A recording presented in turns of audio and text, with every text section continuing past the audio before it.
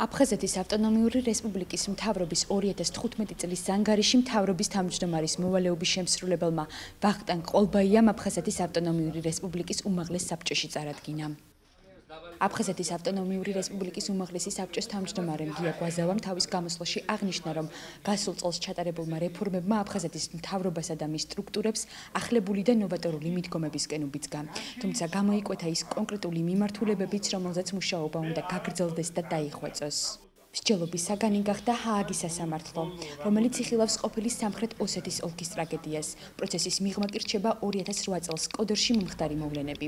როგორც შეხვედრაზე აღინიშნა, ამასთან დაკავშირებით უნდა დაიგეგმოს შეხვედრა საქართველოს იუსტიციის სამინისტროში. ძალიან დიდი შრომაა გაწეული.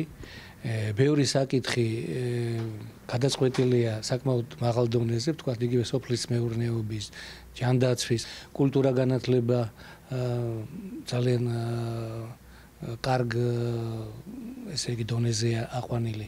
მე ვფიქრობ, რომ ეს მიმართულება უნდა გაგრძელდეს.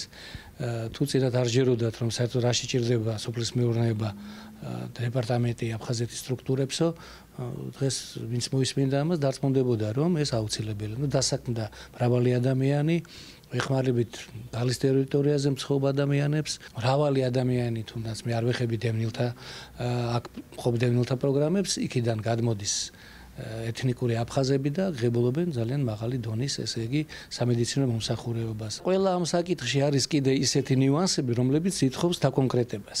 ეს ყოველთვის არის ბიუჯეტის საკითხები, თქვათ, დაფინანსება იმ პროგრამებისა, რომლებიც ეხება აი საერთაშორისო პროგრამებს, გასვლას, ჩვენ გასვლას, რომ მეტი ინფორმაცია გავიტანოთ და სამყაროს გავაცნოთ მეორე აფხაზეთი. ყველაზე საპასუხისმგებლო ჩვენი აზრით არის ის ანგარიში, რომელსაც დღეს ვაბარებთ აფხაზეთის უმაღლეს საბჭოს, რამე თუ კონსტიტუციით ჩვენ ანგარიშვალდებული ვართ აფხაზეთის უმაღლეს საბჭოს წინაშე, უფრო მეტია გაკეთებული ვიდრე მე ვილაპარაკე, მაგრამ ყველა შემთხვევაში გასაკეთებელი ბევრი რაღაცა რჩება. საერთაშორისო ორგანიზაციებში ჩვენი აქტიურობა, მათ შორის ევროსაბჭოში, მათ შორის იცით ქვეყნებში, სადაც მეტი აქტიურობაა საჭირო, იგივე ესპანეთი, გერმანია, იტალია, თურქეთი. კარგად შეფასდა აი თქვენი საინფორმაციო უზრუნველყოფის ცენტრის შექმნის და მისი ფუნქციონირების საკითხი.